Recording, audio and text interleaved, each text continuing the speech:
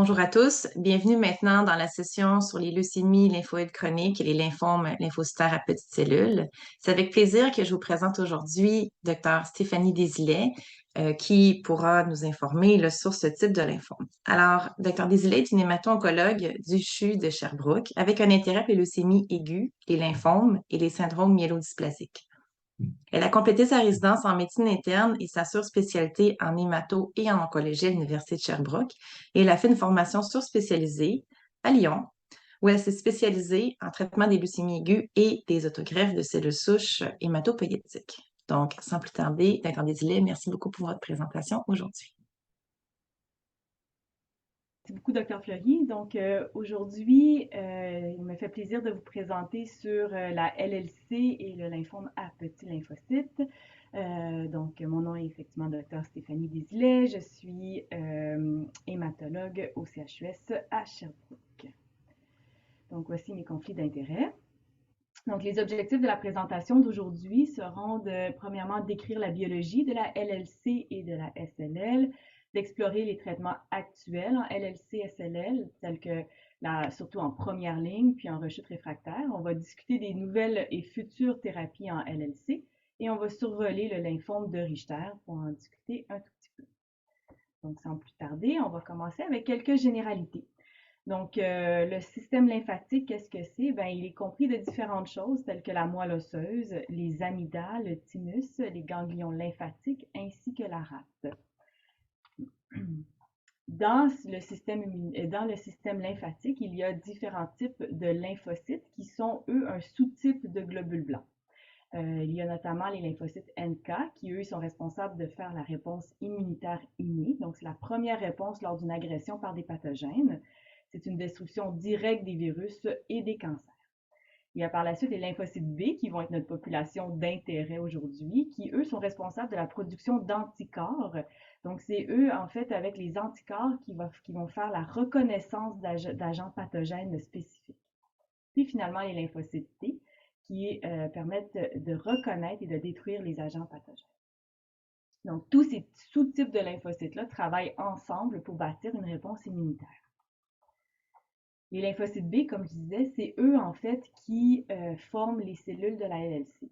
Donc les lymphocytes B sont produits dans la moelle osseuse, puis ils vont après ça aller résider dans les tissus lymphatiques, tels que les ganglions, par exemple. Le système lymphatique, comme on a décrit plus tôt, mais également, il y a également du système lymphatique dans les différents organes pour nous protéger contre les infections, telles que les os, le foie, le système digestif, etc. Donc oui, on peut voir, et c'est pour cette raison-là qu'on peut voir des atteintes d'organes dans certains cas. Les lymphocytes B vont ensuite maturer dans les ganglions, puis ils vont avoir donc un rôle, comme on disait, dans les défenses immunitaires par la production d'anticorps. La LLC, qu'est-ce que c'est donc? C'est des lymphocytes B qui sont devenus anormaux. Donc, c'est des lymphocytes matures qui sont anormaux. D'où ça vient ce nom? Donc, la leucémie, qu'est-ce que ça veut dire? Donc, ça vient du mot grec leuco, blanc, et héma, qui veut dire sang. Donc, c'est un cancer des cellules du sang et de la moelle osseuse. Ça veut dire donc que ces lymphocytes anormaux-là s'accumulent dans la moelle osseuse, le sang, les ganglions ou la rate. Généralement, la LLC va avoir une évolution qui va être lente, d'où le fait qu'on va dire que c'est une maladie qui est plutôt chronique versus la leucémie aiguë qui est beaucoup plus agressive, qui elle n'aura pas cette évolution-là qui va être lente dans le temps. Donc, la LLC va débuter par la modification d'un lymphocyte B mature. Ce lymphocyte B-là va acquérir des anomalies génétiques. Donc, ce n'est pas quelque chose avec laquelle on est né, c'est vraiment lors de la production de ces lymphocytes-là qu'il va avoir des anomalies génétiques qui, à ce moment-là, va occasionner une croissance incontrôlée dans la moelle osseuse. Ces lymphocytes-là anormaux vont donc s'accumuler dans le sang. Le pendant similaire, donc soit la SLL ou la PLL, ça, c'est en fait une accumulation de ces mêmes lymphocytes-là, mais plutôt dans les ganglions que dans la moelle osseuse. Donc, c'est plutôt une présentation de ganglions qui sont enflés, qui sont anormaux, plutôt qu'on voit dans le sang et dans la moelle osseuse ces lymphocytes-là. Mais c'est la même maladie, c'est juste une présentation qui est différente. Donc, la LLC fait partie en réalité des lymphomes non-Hodgkinien. Au haut de ici que vous pouvez voir, il y a une petite image avec des cellules. C'est des cellules que nous, on regarde et qu'on voit en fait dans le sang. Vous voyez, elles sont toutes pareilles, les cellules un peu bleutées. Puis d'ailleurs, dans notre jargon, on dit que c'est des cellules avec des carapaces de tortue. Donc on voit qu'effectivement, elles se ressemblent tous. Donc c'est tous la même cellule qui a fini par se croître et se diviser de façon incontrôlée, d'où la LLC. Donc, la définition en tant que telle, c'est une néoplasie lymphoproliférative avec au moins 5 par 10 à la 9 par litre de cellules B clonales, donc des lymphocytes B clonales dans la circulation périphérique. Ou on peut avoir l'atteinte nodale, donc ce que ça veut dire, c'est l'atteinte des ganglions, soit le pendant, la SLL. Au cours de la présentation, je vais faire la référence à la LLC pour alléger le tout, mais la SLL se traite de la même façon. Donc, l'incidence de la LLC, en fait, on voit que c'est plus fréquent chez les patients qui ont 70 ans et plus. Et vous le voyez d'ailleurs avec la courbe ici, on voit que donc la quantité, donc l'incidence, le nombre de patients atteints de LLC augmente avec l'âge. L'âge médian au diagnostic est de 72 ans. 90% des patients ont plus de 55 ans au diagnostic et il y a plus d'hommes qui semblent être 2 fois plus susceptibles d'avoir la LLC. Comme on disait, la LLC est une maladie chronique. Le plus souvent, elle est très lentement évolutive. Plus de 90% des patients n'ont aucun symptôme au diagnostic et le diagnostic, en fait, se trouve lors de prises de sang de contrôle. Elle va progresser habituellement sur de nombreuses années. Beaucoup de patients n'auront même pas besoin de traitement pendant leur vie, donc une surveillance simple pourra être suffisante. Les facteurs de risque de développer une LLC, ben, en réalité, il n'y a aucun moyen de prévenir la LLC. On pense qu'une exposition au herbicide augmente le risque de développer une LLC, mais le principal facteur de risque est vraiment l'âge. On sait que des parents au premier degré d'une personne atteinte de la LLC ont un risque qui est légèrement plus élevé. Quels sont les signes et symptômes? Mais comme on disait, souvent c'est asymptomatique. Donc, c'est une découverte fortuite lors de prises de sang de routine, puis ou la découverte par la présence d'adénopathie. Ce que je veux dire par là, c'est des ganglions qui sont enflés, souvent dans le cou, les aisselles, par exemple, au niveau des aines. Donc, c'est des ganglions qui sont palpés par hasard, puis finalement, on voit à la biopsie que c'est des cellules de leucémie lymphoïde chronique. Les patients peuvent par contre aussi se présenter avec les fameux symptômes B. Quels sont-ils? Donc, c'est des pertes de poids qui sont significatives, des sueurs nocturnes, donc pas juste des chaleurs, mais des sueurs où là, on devient complètement détrempé la nuit, et des fièvres inexpliquées par, il n'y a pas d'infection en tout ça, c'est juste, on fait de la fièvre et on ne sait pas pourquoi. Ça, c'est les symptômes B. D'autres symptômes qui peuvent aussi s'associer sont par exemple la fatigue et l'essoufflement. Par exemple, ça peut être aussi un indice qu'il y a de l'anémie en dessous de tout ça. Donc de l'anémie, une baisse des globules rouges. On va expliquer pourquoi. En fait, parce que souvent, ce qui peut arriver, c'est que la moelle osseuse qui est pleine de LLC, de cellules de LLC, n'arrive pas à produire comme il faut les globules rouges. Donc, il va y avoir une anémie qui va s'installer. Lorsque les globules rouges baissent, ben, on peut se sentir plus fatigué, plus essoufflé facilement. Il peut y avoir aussi des ecchymoses et des saignements prolongés. Ça peut être associé par exemple avec une thrombopénie, donc une baisse des plaquettes. La même chose, les plaquettes et le sang sont tous formés dans la moelle osseuse. Et ces plaquettes-là, si la moelle osseuse elle est occupée à produire des cellules de la LLC, les plaquettes peuvent baisser au niveau, la moelle osseuse n'arrive pas à produire les plaquettes comme il faut. Et donc, les plaquettes qui nous empêchent de saigner peuvent à ce moment-là, une baisse de plaquettes peut à ce moment-là se traduire par des ecchymoses, des bleus plus facilement et des saignements qui sont plus prolongés. On peut avoir des infections aussi plus fréquentes. Pourquoi? Parce qu'il y a une dysfonction du système immunitaire. On se rappelle que les lymphocytes B, ce sont eux qui sont responsables de produire des anticorps. Donc, quand on a une cellule d'un lymphocyte B qui est anormale et dysfonctionnelle, il n'arrive pas à produire les anticorps usuels. Et donc, dans ce contexte-là, les anticorps vont baisser et donc le risque d'attraper des infections augmente. Donc, souvent, les patients peuvent se plaindre d'avoir plus d'infections, par exemple des infections des voies respiratoires, des sinusites, des pneumonies, des infections plus fréquentes qu'auparavant. Des adénomégalies, donc des ganglions qui sont enflés. Une sensation de plénitude, ça veut dire qu'on mange un petit peu, puis ouf, rapidement, on se sent complètement plein alors qu'on n'a pas mangé beaucoup. Souvent, ça peut être dû au foie et surtout la rate qui enfle, qui pèse sur l'estomac, puis donc à ce moment-là, on se sent plein. Quelles sont les complications de la LLC? Donc, pas nécessairement des traitements, mais les complications. Donc, on parlait d'infectieux, donc j'ai parlé déjà du risque infectieux parce que notre système immunitaire est abaissé. Un risque auto-immun. Mais souvent, parfois, en fait, avec la LLC, ce qu'on peut voir, c'est un peu un processus auto-immun. On se rappelle encore une fois que c'est les lymphocytes B qui sont atteints. Les lymphocytes, c'est eux qui sont notre système immunitaire. Et avec ce dysfonctionnement-là, des fois, ce qui peut arriver, en fait, c'est qu'il peut y avoir un phénomène qu'on dit auto-immun. Donc, par exemple, ce qu'on va voir, c'est que les plaquettes aussi vont commencer à diminuer. Donc, elles ne seront pas juste diminuées parce que dans la moelle osseuse, il y a une surproduction, donc une surproduction de cellules de la LLC. Donc, la moelle n'arrive pas à produire les plaquettes. Mais ce qui peut arriver aussi, c'est que la moelle osseuse produit les plaquettes comme il faut, les redonne dans le sang, puis là, whoop, les cellules de la LLC ont fait des anticorps qui s'attaquent aux plaquettes et les plaquettes baissent. Donc, ça, c'est un phénomène auto-immun. On peut voir le même phénomène avec les globules rouges. Donc, ça, on peut voir ça.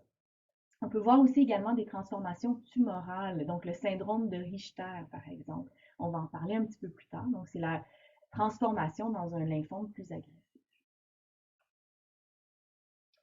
Donc, comment on évalue la LLC? Donc, une fois qu'on a fait, par exemple, on a une prise de sang, on a la suspicion d'une LLC, qu'est-ce qui va se passer? Comment on va faire pour faire le diagnostic? Donc, premièrement, il va falloir faire des antécédents médicaux. Ça va être important si on a besoin de faire des traitements. Un examen physique pour voir s'il y a des ganglions qui sont enflés. Est-ce que la rate ou le foie sont enflés? Ce qui va être clé, c'est de refaire la formule sanguine complète. La formule sanguine complète, c'est elle qui nous dit le nombre, le décompte ou la composition de notre sang. Donc, les globules blancs, les globules rouges, les plaquettes. Et ensuite, pour établir le diagnostic, on va faire sur le sang périphérique, donc juste avec une prise de sang, ce qu'on appelle une cytométrie de flux. C'est elle qui va permettre de détecter les marqueurs exprimés sur les lymphocytes et capable de nous d'établir donc le diagnostic. On va aussi aller mesurer le taux d'immunoglobulines. Les immunoglobulines, c'est nos anticorps. Donc, c'est elles qui nous permettent de combattre les infections. Donc, quand je vous disais tout à l'heure que les infections sont souvent plus fréquentes, c'est parce que ce taux-là d'immunoglobulines ou des anticorps est abaissé dans le sang. Donc, ça nous permet à ce moment-là de voir s'il y a un risque d'infection. Et parfois, il faut donner ce qu'on appelle des immunoglobulines, de les répléter.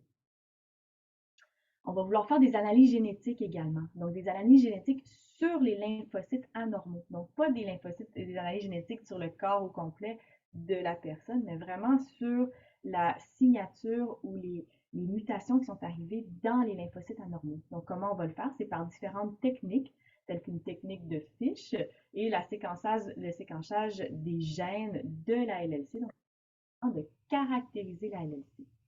On va vouloir possiblement faire des imageries pour voir justement est-ce qu'il y a des ganglions ailleurs, est-ce que la rate est enflée, donc on peut vouloir en faire.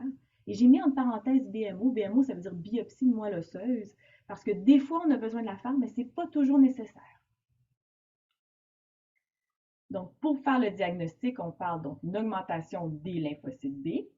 Puis, en fait, ultimement, c'est l'immunophénotypage qui se fait par cytométrie de flux qui établit le diagnostic. Je vous ai mis ici un petit schéma de la LLC.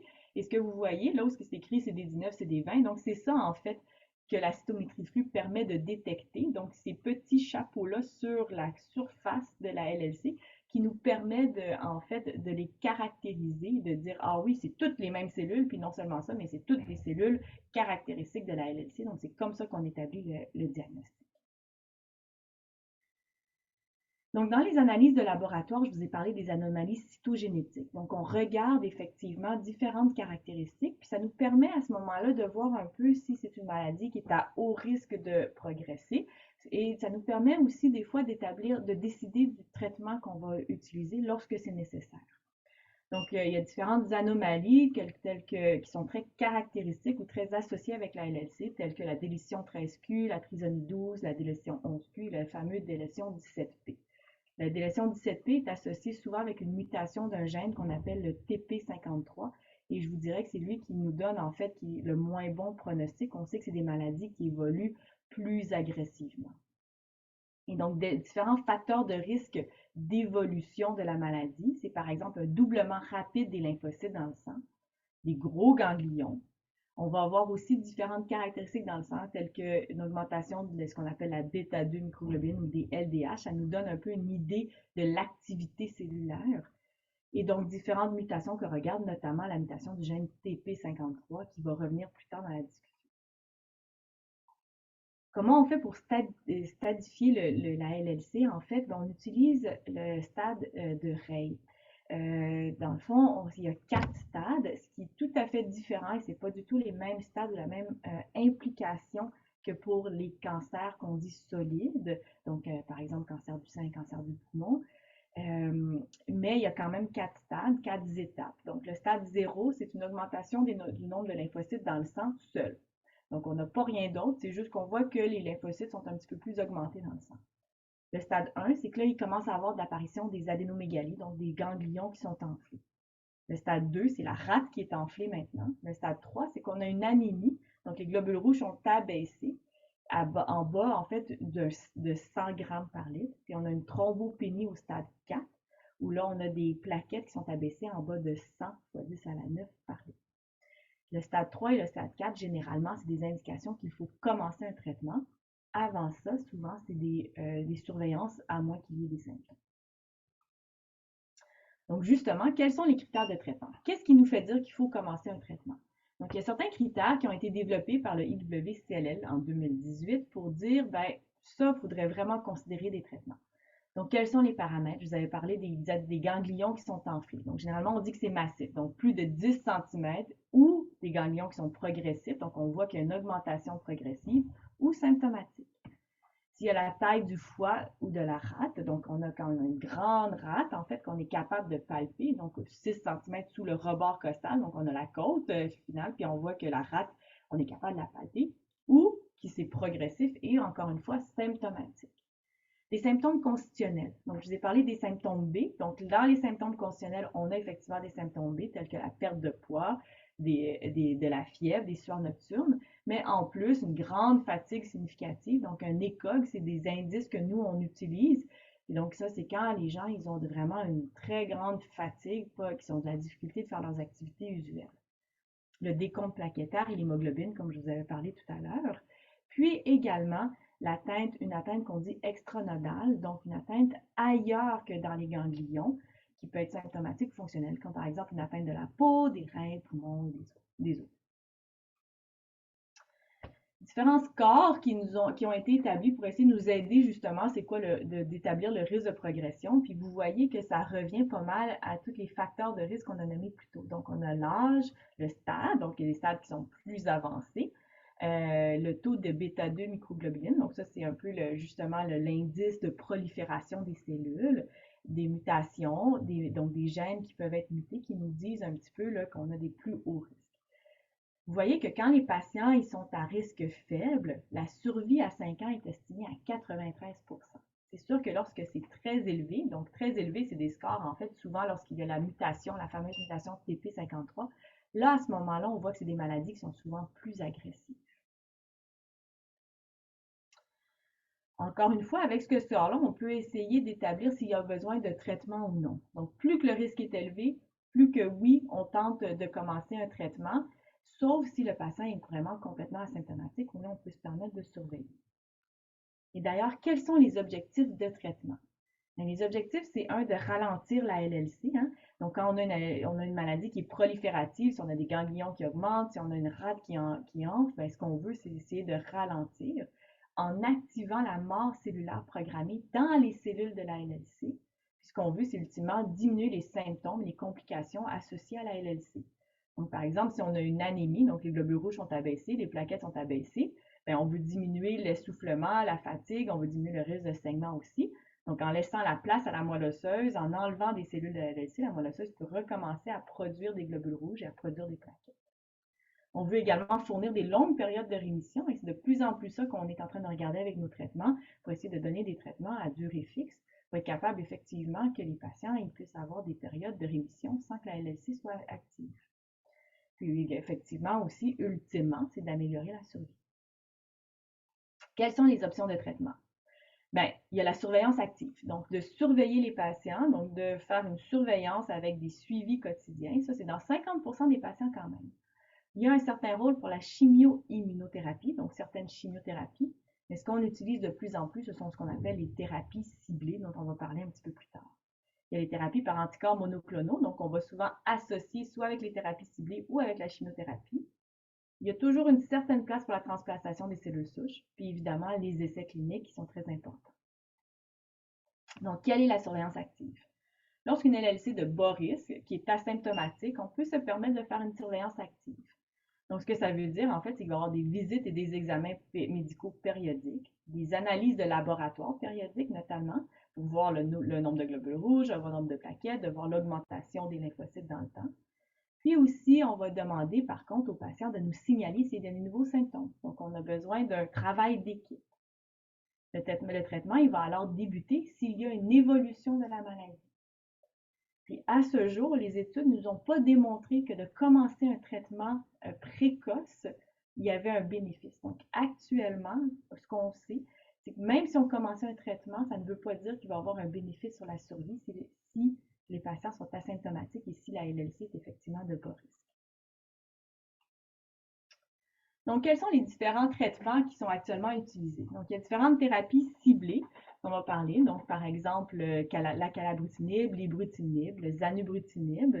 J'ai pas nommé, pardon, le venetoclax, dont on va parler un petit peu plus tard également. Il y a certains anticorps monoclonaux, la chimiothérapie qui est toujours dans nos arsenals de traitement là, au besoin. Donc, qu'est-ce qui nous fait dire qu'il y a une indication de traitement? Ben, les indications thérapeutiques telles que la fatigue, l'anémie, les ganglions, les lymphocytes qui augmentent très rapidement, puis la thrombopénie aussi. Évidemment, on va vouloir s'assurer qu'il n'y a pas d'autres causes de la fatigue et de l'anémie si c'est ça les symptômes. Donc, s'il n'y a pas d'autres causes et on sait que c'est la LLC, bien souvent, ça va être une indication de traitement. Et comment on va faire pour choisir notre traitement? Bien, premièrement, on va regarder le patient. On va dire, ben, le patient, il a des... on va regarder les comorbidités. Donc, quelles sont les autres maladies que le patient a? Par exemple, une incidence rénale, ça va être important. Un diabète, un trouble du rythme cardiovasculaire ou des maladies coronariennes, ça va être important pour notre choix de traitement. Le risque de saignement aussi, c'est des patients qui sont anticoagulés de base pour une autre raison. L'âge du patient, l'examen physique aussi, parce que si c'est une maladie qui est très active ou non, les analyses de laboratoire. J'ai mis l'éloignement géographique parce que effectivement, des fois, dans des traitements qui demandent de se déplacer à l'hôpital, ben, c'est pas toujours facile lorsqu'on habite loin du centre hospitalier qui donne les traitements. Donc, les transports médicaux qui peuvent être plus difficiles. Il ne faut pas oublier nos hivers québécois aussi, avec le risque et les tempêtes de neige, etc. Donc, ça, c'est des choses qu'il faut prendre en compte aussi. Puis en deuxième lieu, on va regarder la LLC également.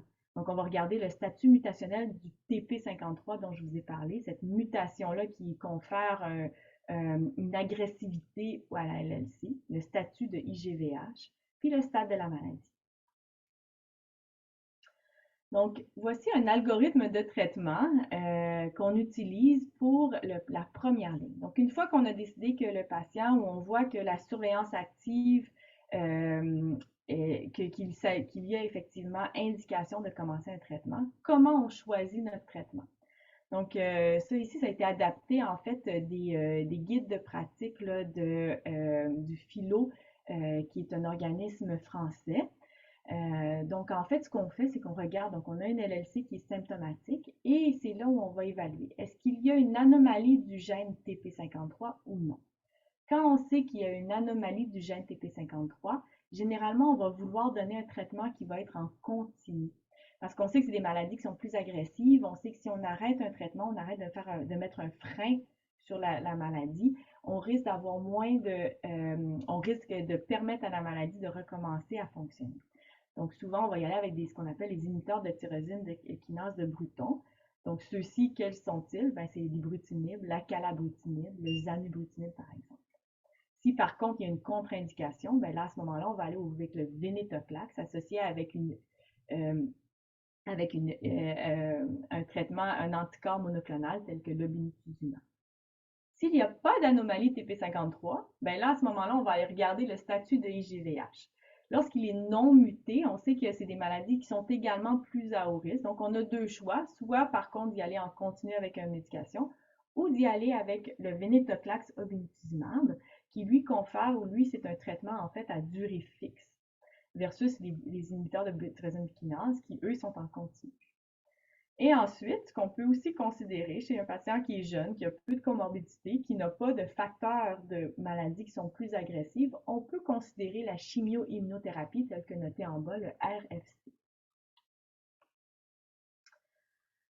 Donc, le TP53, comme je vous disais, c'est des maladies qui sont à plus haut risque. Ce qu'on sait, c'est donner une chimio-immunothérapie traditionnelle, telle que le fameux RFC, ben, ça a une courte durée d'efficacité. Donc, généralement, ce n'est pas notre traitement de premier choix. Et les études, ce qu'elles nous ont suggéré, c'est qu'une thérapie continue serait probablement supérieure à une thérapie à durée fixe. Donc, c'est pour ça qu'on va souvent favoriser l'inhibiteur de tyrosine kinase au long cours. Lorsque c'est non muté, on va avoir deux choix, comme je vous disais, soit d'utiliser le venetoclax et le l'obinutuzumab, qui lui va avoir en fait une durée fixe de traitement, ou les inhibiteurs de tyrosine kinase, qui eux, généralement, on va les continuer au long cours également, tels que ces trois-là, donc on a parlé un petit peu plus tôt. Donc, il y a eu différents inhibiteurs de tyrosine kinase qui sont apparus sur le marché. Il y a eu la première génération, soit l'ibrutinib, qui a complètement révolutionné la LLC. Donc, c'est avec cette molécule-là qu'on a le recul le plus important, donc tant au niveau des effets secondaires que de l'efficacité. Par contre, il a plus d'effets secondaires parce qu'il a moins de spécificité pour l'inhibiteur de tyrosine kinase de Bruton.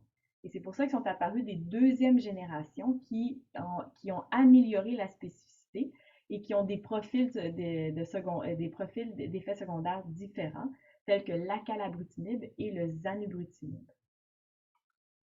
Quels sont ces effets secondaires-là qui sont associés? Bien, on sait qu'il peut y avoir des troubles de rythme cardiaque. Ils peuvent être associés aussi avec un développement de l'hypertension, donc la pression qui monte, des risques de saignement aussi. Donc, c'est pour ça que je disais plus tôt, quand les patients ils ont déjà des médicaments pour éclaircir le sang, le saignement il peut être plus prolongé.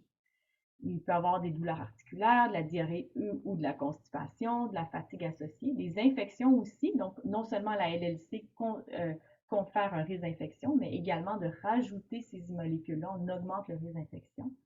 Et on peut avoir une diminution des neutrophils, des plaquettes dans le sang aussi. Donc, et d'autres effets secondaires, évidemment. Il y a également le venetoclax obinutuzumab dont je vous ai parlé tout à l'heure. Donc ça, par contre, c'est donc un traitement à durée fixe. Donc c'est un traitement où on commence avec de l'obinutuzumab qui, lui, se donne intraveineux, par contre, pour 6 cycles associés au venetoclax. Et ensuite, on continue avec le venetoclax qui, lui, se donne par la bouche pour 6 cycles. Donc c'est un 12 mois de traitement. Des fois, par contre, ça peut requérir d'être hospitalisé 48 heures pour recevoir la première dose de binutuzumab parce qu'on sait qu'il peut y avoir de la lyse tumorale, donc une destruction des lymphocytes très rapide. Je vais vous en parler tout à l'heure. Donc, on a besoin à ce moment-là de suivi de prise de sang rapproché, on a besoin d'une hydratation. Donc, il faut avoir un monitoring ou un suivi plus serré. Donc, ça peut être fait à l'hôpital. Ça peut nécessiter une hospitalisation, dépendamment des centres hospitaliers. Donc, ce qu'on sait, c'est que ce traitement-là, il fonctionne très bien. Donc, oui, au début, ça demande de se déplacer à l'hôpital, mais après, il y a une durée fixe. On arrête le traitement après 12 mois. Donc, quels sont les effets secondaires? Bien, je vous ai parlé du syndrome de lyse tumorale. Ça, c'est un risque surtout lors du premier mois de traitement. C'est l'importance de bien s'hydrater. Donc, ce qui se passe, c'est que le traitement est tellement efficace qu'il va créer la lyse ou la destruction des cellules et elles vont libérer certaines toxines qui peuvent causer des atteintes au niveau des reins, qui peuvent causer des arythmies. Donc, c'est pour ça que ça prend des surveillances aussi pour s'assurer que tout reste stable au niveau du sang. Il peut y avoir aussi des cytopénies. Qu'est-ce que je veux dire par cytopénie? Donc, c'est des diminutions des globules blancs, tels que les neutrophiles, les globules rouges et les plaquettes également. Donc, c'est des choses à surveiller avec le venetoclax. Donc, voici un résumé des traitements potentiels. Donc, ici, je suis désolée, c'est en anglais, mais j'aimais bien cette image-là pour dire dans quel cas on peut donner les traitements. Donc, le FCA ou c'est le RFC, donc ça, c'est la chimio-immunothérapie. Donc, c'est 6 cycles, donc c'est vraiment une durée fixe. On a un 6 mois de traitement. Généralement, on le donne pour des jeunes patients qui n'ont pas de facteurs de mauvais pronostic tels que la fameuse délétion TP53, entre autres. Ensuite, il y a l'inhibiteur de tyrosine de kinase de Bruton qui, lui, se donne en continu, chez qui on va vouloir le donner justement lorsqu'on a la mutation de TP53 ou la délétion 17p. Le venetoclax obinutuzumab, donc lui, c'est un 12 cycles de traitement aussi, qui lui, en fait, peut se donner aussi donc chez les patients qui sont plus âgés, qui ont plus de comorbidité, qui est quand même bien toléré. Par contre, on l'aime moins pour les mutations TP53, mais il peut rester un bon choix quand même lorsque l'inhibiteur de tyrosine kinase de Bruton, il est contre-indiqué ou pour d'autres raisons aussi. Donc, ça peut quand même demeurer un choix qui est quand même acceptable. Et ensuite va arriver, puis c'est là où ça va m'amener finalement au traitement futur. Avant ça, premièrement, ce que je voulais vous parler, c'était aussi l'évaluation de la réponse au traitement. Donc, comment on va savoir? Donc, une rémission, on peut avoir une réponse complète ou une réponse partielle. Qu'est-ce que ça veut dire réponse partielle? C'est qu'il peut rester une petite lymphocytose, il peut y avoir une petite anémie. Donc, on ne voit pas qu'on a une normalisation complète de la formule sanguine. On peut avoir une maladie stable, donc on a arrêté la progression de la LLC, mais sans qu'il y ait eu d'amélioration. Une maladie évolutive, c'est que malgré les traitements, la maladie, ou après l'arrêt d'un traitement, on voit que la maladie revient, puis il y a une progression de la maladie. Donc, justement, à venir, qu'est-ce qu'on peut regarder, à quoi on peut s'attendre dans le futur? Bien, c'est l'utilisation de ce qu'on appelle la MRD. La MRD, c'est la maladie résiduelle minimale. Donc, c'est vraiment des techniques très spécialisées pour détecter la maladie, mais vraiment à un niveau là, plutôt génétique. Donc, pas juste sur un décompte de cellules, par exemple. Là. Donc, c'est vraiment d'aller caractériser est-ce qu'on est capable de détecter des cellules de la LLC. Puis, en fait, de plus en plus, ce qu'on sait, c'est qu'une MRD qui est négative ou positive à la fin d'un traitement de LLC va être pronostique sur l'évolution future de la LLC. Donc, surtout dans les traitements à durée limitée, quand la MRD elle est négative, on sait que c'est des maladies qui vont moins avoir de chances de progresser rapidement. Donc, les études en cours, c'est vraiment l'évaluation de ces différentes combinaisons-là de traitements à durée fixe versus des approches de traitement continu, puis guidées par la MRD. Donc, à quelle profondeur de réponse on est capable d'aller atteindre, là, qu'on est capable de détecter la maladie. Donc, on regarde beaucoup en ce moment les combinaisons d'inhibiteurs de tyrosine kinase de Bruton et de venetoclax. Donc, ça va être des choses à garder en tête. Puis, effectivement, le traitement ajusté selon la profondeur de réponse. Maintenant, dans un contexte de LLC récidivante et réfractaire. Donc, lorsqu'elle est récidivante, c'est une LLC, par exemple, qui a répondu à un traitement, mais qui nécessite, qui cesse d'y répondre. Les réfractaires, c'est qu'on n'arrive juste pas à répondre, à rentrer en rémission, puis qui va s'aggraver ou qui va s'aggraver rapidement. Donc, la LLC en rechute, en fait, ne nécessite pas nécessairement de retraiter. On va recommencer un traitement lorsqu'on va atteindre nos critères dont on a discuté plus tôt. Ça va être important à ce moment-là de refaire un staging. Donc, d'aller rechercher est-ce qu'il y a des nouvelles mutations qui sont apparues au niveau de la LLC. Est-ce que c'est une LLC qui s'est modifiée dans le temps? De voir aussi est-ce qu'il y a des nouveaux ganglions, est-ce que la rate elle a enflé. En rechute, généralement, on n'a pas de rôle pour la chimio-immunothérapie actuellement. Donc ça, c'est le même algorithme maintenant en rechute réfractaire qui est assez chargé, je l'accorde, mais c'est surtout pour vous dire que comment on va établir nos traitements en fait. Tout va dépendre des premiers traitements reçus. Donc, est-ce que le patient a été exposé à un inhibiteur de tyrosine kinase ou à du venetoclax? Sinon, ben, s'il n'a pas été exposé, ben, c'est là on va aller rechercher ces mêmes molécules-là. Et lorsqu'il a été exposé, on va aller changer, puis on va aller chercher, donc s'il a reçu par exemple le venetoclax avec le l'obinutuzumab en première ligne, généralement on va aller chercher l'inhibiteur de tyrosine kinase et vice-versa. Ce qu'on sait, c'est qu'on peut utiliser, ça veut dire les études qui nous ont démontré, c'est qu'on peut utiliser les deux traitements, donc c'est-à-dire que les réponses peuvent être bonnes, peu importe le premier traitement qu'on a reçu. Et là où ça devient et là où ce qu'on veut regarder un petit peu, ou lorsqu'on se questionne un peu plus, c'est lorsque le patient a été double exposé. Donc, lorsqu'il a reçu et les inhibiteurs de tyrosine kinase de Bruton et le venetoclax, à ce moment-là, ben, on va aller revoir, est-ce qu'on peut reprendre l'inhibiteur de tyrosine kinase si ce n'est pas réfractaire ou le venetoclax. Et évidemment, c'est là où les essais thérapeutiques ou cliniques rentrent en ligne de compte et qui sont très importants.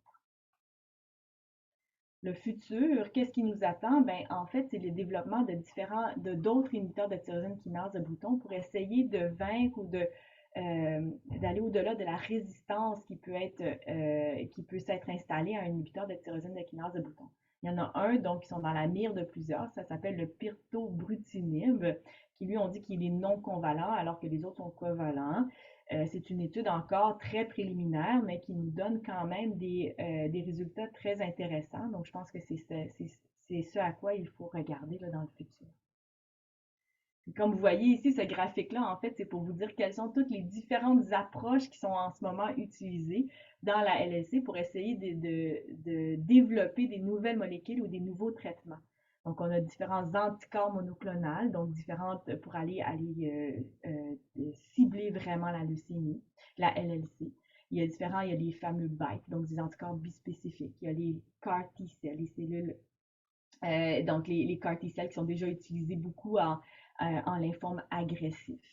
Donc, il y a différentes techniques qui sont utilisées en ce moment pour aller justement en causer. Donc, tout ce que vous voyez, le schéma-là, donc c'est toutes les différentes voies de signalisation qui permettent la croissance de la cellule de la LLC. Et ce qu'on veut à ce moment-là, c'est d'essayer d'aller inhiber ou d'aller empêcher la croissance de la cellule. Donc, d'où l'idée d'utiliser des différentes molécules.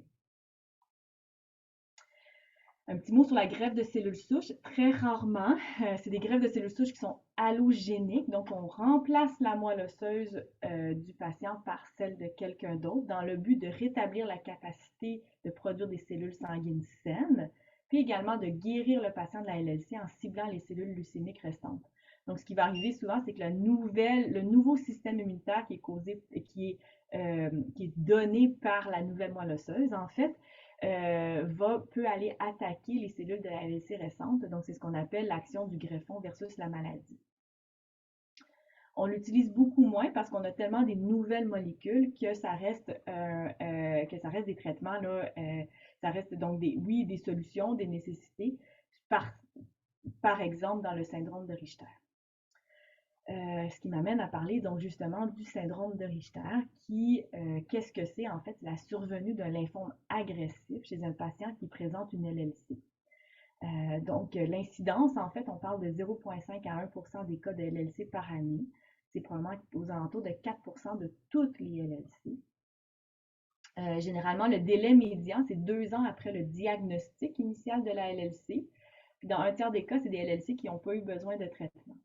On sait que c'est associé à un moins bon pronostic lorsque c'est un lymphome agressif qui a évolué d'une LLC primaire.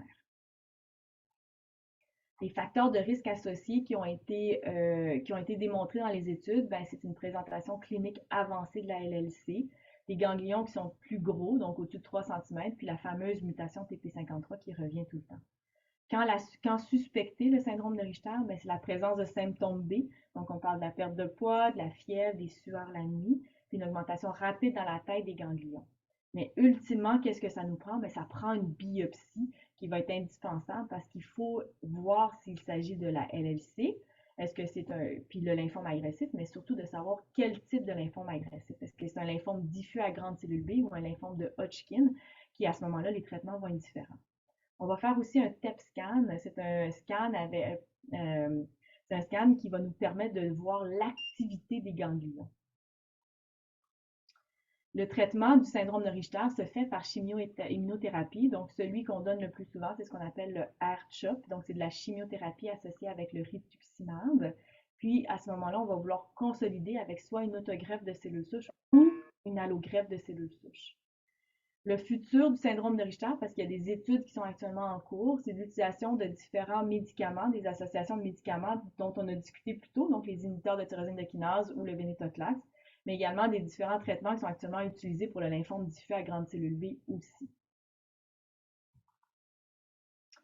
Puis finalement, ben, autant à l'LC qu'en syndrome de Richter, je pense qu'il faut toujours garder un œil pour les essais cliniques. Parce que les essais cliniques sont conçus pour tester de nouveaux traitements qui vont améliorer la réponse et la qualité de vie des patients. Donc, de faire partie d'un essai clinique permet en fait d'exposer ou de recevoir des traitements qui sont à l'avant-garde, qui peuvent très bien fonctionner, là. Et donc, ça peut être soit après un diagnostic récent, donc en première ligne, ou à un stade précoce de la maladie, ou même lorsqu'on a des maladies qui sont récidivantes. Donc, en conclusion, la ALSC, ça demeure une maladie qui est fréquente. C'est une maladie qui est à évolution lente. Au-dessus de 50% des patients ne vont pas nécessiter de traitement ou diagnostic. Ce qu'il faut savoir, c'est qu'il y a eu des immenses progrès dans les 15 dernières années avec des molécules et des profils de toxicité qui vont être adaptés aux patients. Le futur, c'est le développement de molécules pour contourner les résistances, mais également des stratégies aussi pour être capable d'aller chercher des réponses très profondes dès le début pour éviter d'être obligé de redonner d'autres traitements et donc de prolonger les périodes de rémission. Il y a des nouvelles stratégies, j'ai parlé des CAR-T, des anticorps bispécifiques, des nouvelles, des molécules, des systèmes de signalisation, des molécules qui vont cibler ces systèmes de signalisation-là. Par contre, malheureusement, ça demeure encore une maladie qui est incurable en 2023. Donc, je vous remercie beaucoup pour votre attention et j'espère que cette présentation a répondu à vos questions.